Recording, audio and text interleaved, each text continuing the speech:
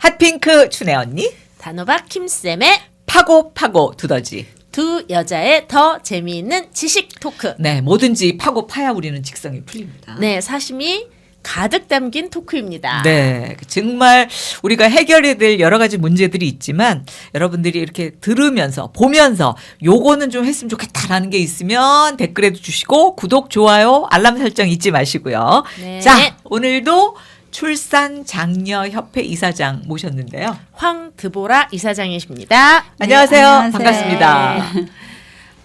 지난 시간에 저희 이렇게 우리나라에 처해 있는 그 출산율의 저하, 심각한 문제 이런 것들을 얘기를 좀 해봤는데요. 좀 개인적인 뭐 얘기들도 많이 있었던 것 같아요. 개인적으로 왜 결혼을 안 하는지 이제 근데 이게 그 개인들만의 문제로만 그냥 두면은 안 되겠다. 이게 정책적으로 뭔가 좀 구체화해야 해내서 좀 강제해야 내야 되겠다 이런 걸 좀 느꼈거든요.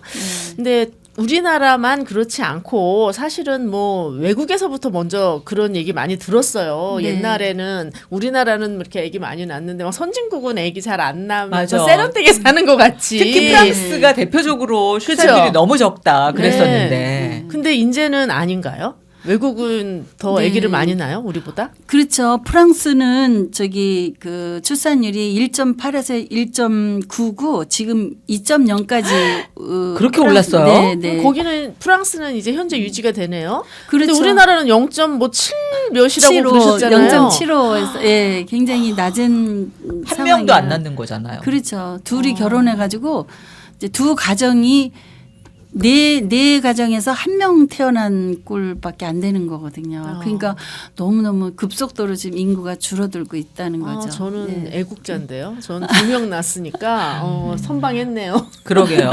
우리 여기 문대영 대표님은 3명 나왔으니까 정말 애국자입니다. 그러네요. 근데 어떻게 0.7명이라고 하니까 그러니까 네 가정에서 그러니까 4명 중에 1명 정도 네, 낳는다 네, 보면 근데 그 4명이 다 결혼을 안 한 사람일 수도 있는 거 아니에요. 그죠? 출산 안 하니까 안 낳은 것 수도 있잖아요. 그럴 수 있는데 이제 출산이니까 결혼한 사람 상대로 이제 되겠죠. 그건 또 네. 조사를 한 거예요. 결혼 네, 안 한 그러니까 거는 또 빼고 그러니까 결혼율하고 이제 네, 출산율은 네, 다르니까 이제 두 가정에서 네. 이제 1명 내지 1명 반 정도 태어난다라고 보면 되겠죠. 프랑스 같은 경우는 일단은 그 출산율이 반등했잖아요. 네. 도대체 어떤 정책을 폈어요?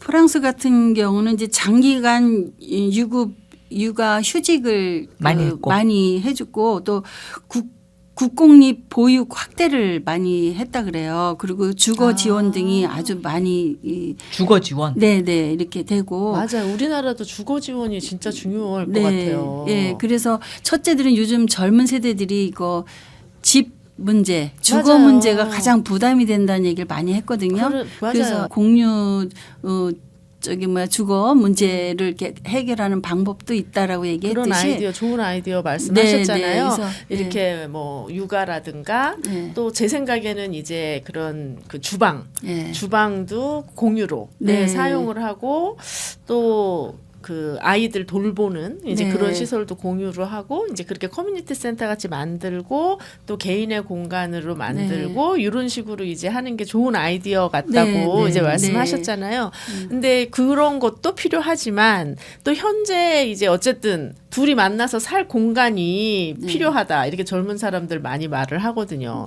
집이 없어가지고 그러니까 단칸방에서 산다는 건 요즘에는 상상을 못하는 거예요. 그렇죠. 이 생활 그렇죠. 수준이 네, 젊은 세대에서는 그렇게 상상이 안 그렇죠. 돼요. 네. 그 헝가리 같은 경우에는 네. 또 이런 게 있어요. 아기가 하나면 네. 또 하나에 대한 그 대출을 해주잖아요. 그러면 그거를 둘 나면 또 면제해주고 또 셋 나면 완전 면제. 집을 이제 살 단계별로 때? 대출을 받아서 이렇게 하면 그거를 넷 이상 나면 이제 완전히 대출을 받은 거고 다 이제 무상으로 그냥 무상으로 정부에서 지원해 주는 들어가듯이. 거예요. 그래서 난 우리나라도 그게 됐으면 좋겠어요. 아기가 하나일 경우에는 뭐 뭐 한 20평대 초반 이런 주택을 좀 싸게 네, 그 대출을 많이 저금리로 해주고. 대출해서 이렇게 좀 해주고 거의 뭐 아주 저금리로 네. 그다음에 아기 둘 나면 뭐 25평 이상, 아기 셋 나면 30평, 또 아기 넷 나면 뭐 38평 또 공간이 이상. 이제 사실은 필요하니까 네. 아기가 이제 많으면 공간이 또 넓은 네, 공간이 네. 필요하거든요. 그렇게 해서 이제 평수를 좀 그대로 이렇게 늘려주는 늘려주고 혜택을 주고 네. 이러면 아기가 즉 돈이 될 수가 있잖아요. 네. 주거 아기를 낳으면 나는 이렇게 더 부유해질 수 있다. 네. 그리고 그리고 이제 일단은 아기를 키우는 데 있어서 네. 내 돈을 더 많이 투자해야 되는, 내가 돈을 더 많이 벌어야 되는 네, 그 네. 부담을 줄여주는 거죠. 네. 이게 직업을 바꿀 수도 없고, 네, 그러니까 네. 돈을 지금보다 더 많이 버는 방법은 없거든요, 사실. 그렇죠. 네. 근데 이제 아기가 많아지는 데에서 필요한 공간 네. 이러한 것들을 내 부담으로 오지 않게. 네. 근데 사실은 막 대출도 이렇게 중요하지만 전 그냥 줘버렸으면 좋겠어요. 그러려면은 네. 정부의 자금이 진짜 풍부해야죠. 우리나라 집값이 또 많이 올랐잖아요. 근데 근데 이제 무조건 그게 문제인 네. 것 같아요. 어디에 아파트를 주느냐.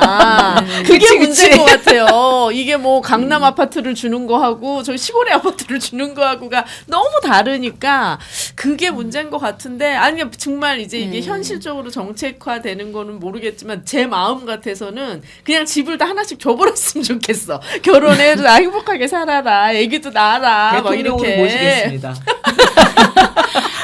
그렇게까지는 아마 정부 예산이 네. 그 집 주택 그거가 이제 워낙 가격이 비싸다 보니까 그렇게 아마 힘들 거예요. 근데 아까 말씀드렸듯이 아기 낳는 명수 따라서 평수를 좀 늘려주는 대책, 그리고 네. 정부의 대출금을 좀 싸게 아주 저금리로 저금리로. 해서 그래서 이제 이렇게 갚아나갈 수 있는 그런 저기를 네, 해주면 네, 네. 조금 젊은 세대들이 주거 때문에 애를 하나 더 낳으면 좁은 데서 어떻게 살아 막 이런 걱정 안 하고 넷 낳으면 더 넓은 평수 살 수 있다 막 네, 이런 네. 희망을 갖고 그렇죠. 아기를 많이 출산할 수 있는 부담 없이 네. 그런 기회를 만들어 줬으면 하는 바람이 정말 있어요. 그래요. 네. 그리고 뭐 북유럽 같은 데가 이제 복지가 잘 돼 있다고 그렇게 이제 이렇게 많이 알려져 있잖아요. 근데 북유럽 국가들 같은 경우에도 이런 출산 장려 정책 같은 게 우리가 좀 참고해야 될 참고할 만한 만한 거. 그런 것들이 있나요? 그 북유럽 같은 경우는 제가 뭐 이렇게 뭐 뭐 덴마크나 예. 스웨덴이나 뭐 덴마크, 스웨덴 같은 경우도 네, 보면 이런 데는 대부분 휴가 그 부모님이 아기를 위한 휴급 유급 휴가. 그게 굉장히 많더라고요. 네. 우리나라보다 훨씬 많고 엄마 아빠가 아기를 돌볼 수 있는 그 시간을 많이 주는 것 같아요. 예. 그러니까 이제 우리는 아기를 키울 때 직장 다니면 아기 돌보러 간다고 상사한테 얘기하고 가는 게 얼마나 눈치가 보여요. 저는요 라떼 다시 돌아가겠습니다. 방송 때문에 네. 결혼해서 아이를 낳는다는 것 자체가 눈치 보였어요 그때는. 그래서 한 8개월 정도 될 때까지 배가 좀 덜 불러올 때까지는 이렇게 임신복을 안 입고 위장 뚱뚱해진 것처럼 그런 참 애 낳는 게 죄인이. 그래가지고 휴가 한 달 받았는데 저 나와서 그 방송만 하고 일단 가지 뭐 이런 얘기를 해가지고 한 달 못 쉬고 불려 나가서 가서 하고 방송만 하고 이제 왜냐하면 그 출산을 지원하려면은 그 이제 그 사람이 빠지잖아요 인력이. 그러면 맞아요. 육아휴직이라든가 이런 거를 많이 줘야 되면 대체 인력을 쓸 수 있는 그런 기본적인 그 예산. 어떤 예산이 있어야 되더라고요. 맞아요. 그 헝가리 같은 경우에는 그 이제 자녀를 둔 4명 이상 자녀를 둔 여성은 평생 소득세 면제를 해준대요. 그런 것도 있어요? 4자녀 이상 평생 소득세 면제는 꼭 굉장한 거잖아요. 그렇죠? 그리고 또 일정 기간 내에 출산 시 대출 이자를 면제를 해주고 대출 이자를. 네. 그리고 출산 자녀 수에 따라서 대출을 탕감을 해줘요. 예. 그래서 이 강력한 정책 때문에 많이 그 높아졌어요? 헝가리 같은 경우에는 이제 네. 이런 가정 교육 및 정책 때문에 그 낙태율이 한 30%가 줄었다 그래요. 그러니까 이런 강력한 대책이 우리나라도 좀 여성들한테 좀 집중적으로 좀 해줬으면 하는 바람이 있어요. 네. 그러면은 지금 우리도 이제 출산 장려 뭐 이런 정책들을 편다고 지금 정부에서도 많이 표방을 하잖아요. 네. 우리나라가 지금 시행하고 있는 것과 외국의 경우가 이렇게 다른 그런 게 좀 있을 것 같은데 우리나라에서 추구하는 정책하고 차이점이 어떤 것들이 도대체 있어요? 네, 지금? 우리나라는 좀 안타깝게 10년을 내다보지 못하는 정책이 좀 계속 좀 나오는 경우가 많고, 그러니까 지속성과 실효성이 좀 떨어져서 그 단기적인 이벤트성 그런 정책을 많이 내놓다 보니까 이게 유럽 사회하고 전반적인 그런 철학과 시스템 안에서 출산 정책이 이렇게 녹아내리질 못한다라는 그런 상황이 있어요. 그러니까 정말 우리나라에서 정책을 장기간을 보고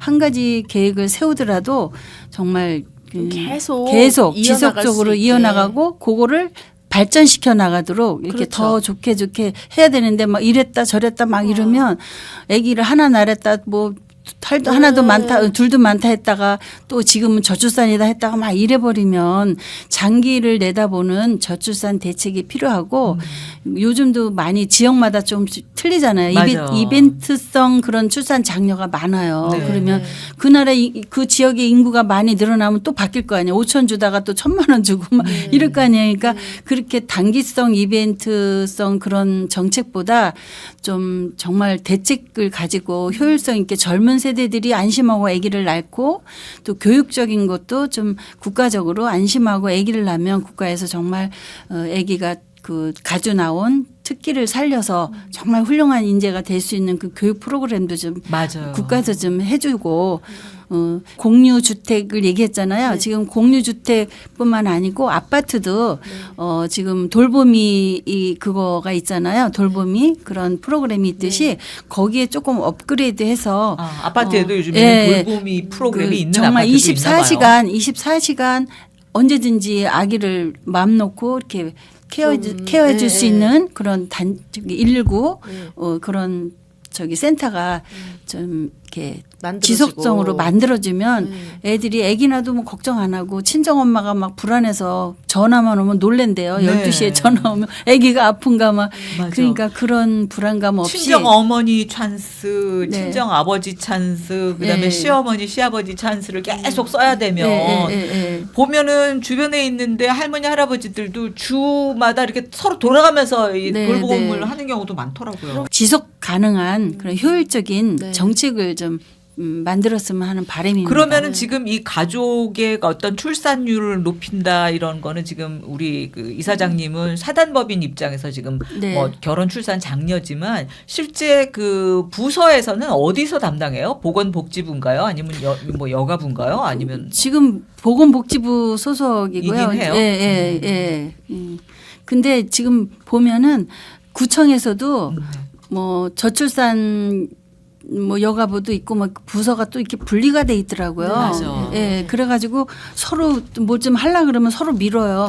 우리 거 아니고 막 자기네가 이렇게 공무원들이 좀 문제가 뭐냐면 될 수 있으면 일을 안 안 맡아도 하려고 될 일은 안 맡으려고 그쵸, 해요. 그쵸. 왜냐하면 네. 성공해서 상을 받는 일보다는 네. 잘못해서 질책받는 일이 네. 더 많기 때문에 그러니까. 예. 위험 부담을 네. 줄이려고 하는 거죠. 자기가 하여튼 안 맡으면 아무 일도 안 그렇다고 생기니까. 보면은 앞으로는 출산 장려를 위한 어떤 다른 어떤 그 뭐 특별기구 같은 게 네.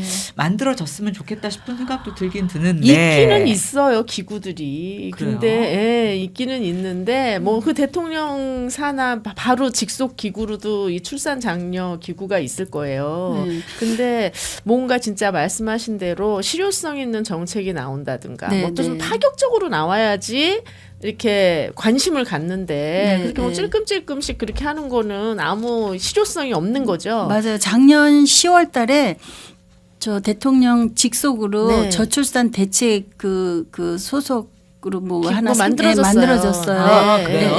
그래서 그걸 제가 보고 저렇게 만들어져도 실질적으로 그게 정말 젊은 세대들이 그 인정갈 수 있는 대책이 나와야 되는데 그래서 제가 이렇게 저출산 대책을 위해서 내가 이제 결혼 출산 장려협회 이사장을 하고 이거를 깊이 들어가서 자꾸만 이렇게 파헤치다 보니까 제일 문제가 이제 젊은 애들이 맘 놓고 출산을 할 수 있는 그런 분위기를 만들어줘야 되는데 그 결혼할 수 있는 제일 네, 첫 번째가 분위기. 주거 문제, 네. 주거 문제고 또 그것도 그래요.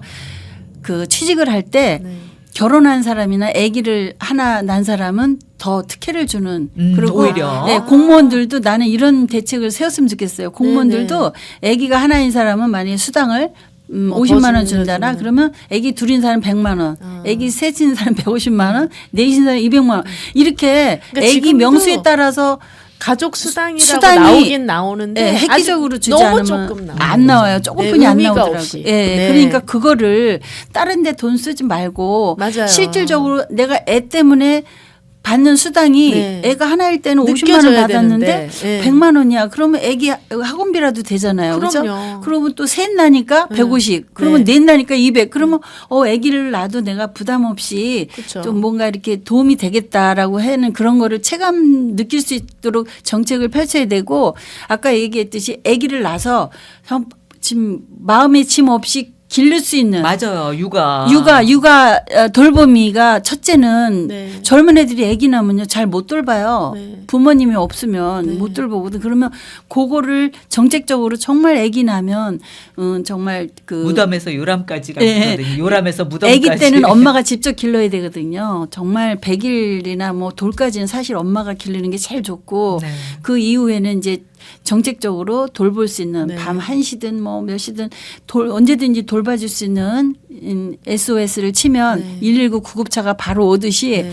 우리 아기가 열이 나요. 뭐 우리 아기가 갑자기 무슨 일이 있어요. 뭐 그냥 바로 와서 돌볼 수 있는 그런 시스템이 되지 않으면 애들이 그러겠네요, 걱정스러워서 진짜. 아기를 안 낳아요. 우리 그리고 119 시스템 같은 네, 그런 네. 육아 시스템이 하나 진짜 저는 아주 만들어지면 강력하게 좋겠네요. 주장하는 게 그거예요. 어. 차등을 주자. 애기 한 명인 사람, 두 사람인 사람, 세 사람인 사람 취직하는 것도 차등을 두고 봉급도 차등을 두고 또 애기 기를 때 공유 오피스 같이 공유 주거를 해서 네, 네. 하는 방법 만들어주고. 앞으로 해주고 또 공유 오피스를 새로 짓는 것보다 기존의 아파트에 그런 24시간 SOS 돌볼 센터를 만들어주고 네. 이렇게 하면 거기 의사하고 돌볼 수 있는 어르신들하고 또 젊은 세대들이랑 같이 조인트를 해서. 만들어주면 친정엄마 12시에 부르지 않아도 언제든지 바로 5분 안에 와서 돌볼 수 있는 그런 네. 시스템이 되면 아기를 낳죠. 네. 그러게요. 네. 세계적으로도 초유의 어떤 그런 정책들이 네, 나올 네, 것 같은데요. 네, 네. 지금 얘기를 듣다 아. 보니. 아니 근데 전 정말 너무 충격적인 게 아까 그 해외 사례 말씀해 주셨을 때 다 그렇게 출산율이 높아졌다고 이렇게 설명해 네. 주시는데 0점 몇인 나라에서 출산율 정책을 한 나라는 아무 데도 없어요, 없는 것 같아요. 지금. 다 1.5만 1.5 돼도 넘었어. 네. 예, 그런 강력한 정책을 해서 이렇게 끌어올려 주는데 네, 네. 우리는 0.75가 될 때까지 이게 뭐 한 건가 이런 그러니까 생각이 들어요. 네, 이게 보니까 사람들이 사실 뭐 국가적인 그 정부에만 탓을 하는 경우가 많아요. 근데 사실 정부 탓도 크긴 커요. 그동안 많은 돈을 몇 조 원 되는 거를 투입을 했지만, 시켜도 네. 아무 효과가 네, 없었으니까 맞아요. 그냥 돈만 주고 갖고는 안 되는 거야. 정부 탓을 하는 경우가 많이 있어요. 그렇지만 이건 정부한테만 탓을 돌릴 게 아니고 우리가 내 가정부터 내 자녀부터 정말 이런 국가관도 심어주고 네. 이 가정이라는 울타리의 소중함이라는 그런 교육도 좀 시켜주고 네, 정말 좋은 이렇게 말씀이에요. 하면서 네. 이거를 같이 가야지 뭐든지 맞아. 국가 책임이야 막 맞아. 이래가지고는 네. 풀어나갈 수가 없는 그래요. 그러니까 서로 해야 될 것 문제거든요. 같아요. 네, 네, 네. 국가에서도 네. 좀 더 지금보다 정신 차리고 잘하고 네. 우리 개인적으로도 우리 아이들을 그냥 어화둥둥만 키울 것이 아니라 너가 최고야. 네, 너만 잘 그게 살면 아니라 돼. 이게 가정의 아니고. 중요성, 사회의 네. 일원으로서의 네, 중요성, 네, 네. 그리고 의무와 책임과 그다음에 나의 권리를 어떻게 발휘해야 될지 이런 걸 다 네. 얘기해야 되겠다. 그런 거를 자꾸만 우리 친구들한테도 그래요. 나는 뭐 이미 야 내가 아기도 낳을 수도 없는데 너는 왜 무슨 출산 장려 이사장이 돼가지고 자꾸만 귀찮게 하니 그래요. 그러면 내가 그런 얘기를 해요. 우리 세대가 가장 책임이 크다. 애들 자녀 교육에 대해서 그런 그 국가관을 심어주지 못했고 네. 가정에 대한 소중함을 못 심어준 거 우리 책임이 크니 그러네. 지금이라도 얘기를 해줘서 네. 먼 미래를 보고 네. 지금 현재 내가 뭐 맘대로 놀러 가고 남편 허락 안 받고 놀러 가야지 내가 왜 결혼해서 시부모 생신 챙겨야 되고 명절 챙겨야 되고 너무 싫어 막 이러잖아요. 그거를 그런 것만 보지 말고 먼 미래의 네 모습을 봐라. 언제까지 젊진 않잖아요. 요즘에 뭐 120세 뭐 세대 150세까지 막 하지만 사실 80 넘으면 그렇게 막 건강하게 마음대로 이렇게 못하죠. 다니지를 못해요. 우리 교회 권사님들도 보면 80이 넘어가니까 좀 많이 이렇게 그럼요. 힘드시죠. 힘들어 하시는 네. 모습을 보거든요. 그러니까 본인들은 안 늙나요? 다 늙죠. 근데 아기도 하나도 없이 나이가 80대 가지고 혼자 있으면 얼마나 힘들겠어요. 가정이라는 그 울타리가. 사회가 돌봐야 되는 네. 일이 너무 많아지는 거죠. 그리고 그렇잖아요. 그리고 국가를 생각해도 우리나라 대한민국이 없어진다라는 생각을 해보면 이건 젊은 세대가 이거 어느 정도는 생각을 하면서 국가에서도 도움을 줘야 되지만 본인들이 국가관을 가지고 목숨도 버리면서 국가를 위해서 희생하는 사람도 있는데 그렇죠. 내가 태어나서 내 자녀가 하나도 없이 내가 생을 마감한다면 그것도 비참한 거거든요. 네. 나만 잘 네. 살면 돼라는 거를 너무 우리가 그 자녀들한테 심어주지 네. 않았었나라는 그래서 반성을 하게 되네요. 네.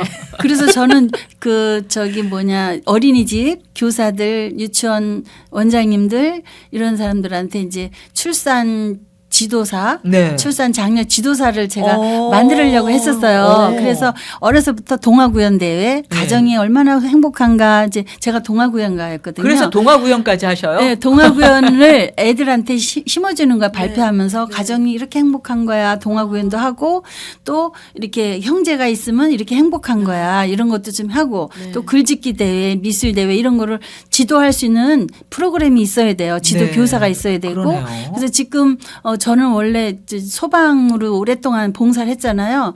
그래서 안전교육이 의무화되듯이 결혼, 출산, 장려 교육도 의무화돼야 돼요. 이 그거 국가적으로 진짜 좋은 볼 때. 얘기네. 예. 그래서 저는 그것 때문에 출산 장려를 학교 만들었어요. 교과목의 가사 과목 같이 네, 네. 그런 과목도 하나 있어야겠네. 그래서 제가 저기를 물어봤어요. 저기 그 대학교 한 두 군데에다가 거기 출산 장려과를 좀 만들면 안 됐겠어요? 내가 물어봤어요. 그 그랬더니 지도사가 되게. 그랬더니 그런 과를 만들면 뭐해요? 올 사람도 없고 지도할 사람도 없는데요. 이러더라고요. 그래서 지금 있는 과도 없어져요. 그래서 이건 내 욕심에는 이걸 좀 그런 그 소방학과가 만들어지듯이 안전을 위해서 우리나라 미래가 달렸는데 출산과 결혼 출산과가 좀 만들면 기형아 출산율이 더 심각하잖아요. 그럼 기형아 출산율도 좀 막을 수 있고 왜냐하면 결혼하기 전에 그 요즘 애들이 사실 다이어트 한다고 맞아. 굉장히 영양이라든가 이런 상태가 너무 안 좋은 네. 경우도 많아. 다이어트 식품 그게 이제 독소가 좀 있는 것들도 많아요. 그런 거 먹고 막 몸 날씬하려고 또 먹는 이런 게 많아요. 그리고 이 결혼을 해서 임신을 하면 내 몸에 독소가 많기 때문에 그 아기가 태어나면 그 기형아 출산율이 지금 20 몇 프로까지 올라갔어요. 높아요. 예, 23%인가 5%까지 올라갔거든요. 그 굉장히 많이 올라간 거거든요. 그게 왜 그럴까를 또 생각을 해봤어요. 전 출산 장려 이사장이니까. 맞아요. 그래서 왜 그럴까 그랬더니 이제 그 전반적인 공해 문제도 있고 이런 식품의 이런 문제도 있지만 이런 다이어트 식품이나 또 요즘 애들이 막 이렇게 찬 음식을 많이 먹어요. 이렇게 치맥 같은 거 막 이런 그런 거를 먹고 몸에 독소가 많이 쌓인 상태로 임신을 하면 아기가 건강한 아기가 태어나도 평생 질병을 안고 태어나 이렇게 그러면 어려서부터 돌봄에 또 그 비용이라든가 네. 이런 네, 것도 네. 엄청 많아지고. 그러니까 아기 당뇨병 환자도 많고 아기 어른들이 생기는 병이 애들한테 많이 지금 있는 게 왜냐하면 그래서 성인병이라는 말이 없어졌잖아요. 없어졌어. 엄마의 몸에서 사실은 이게 모든 게 아기가 다 물려받고 나오거든요. 그러니까 그거를 그러니까 결혼하기 전에 이제 갖춰야 될 건강관리. 그런 교육.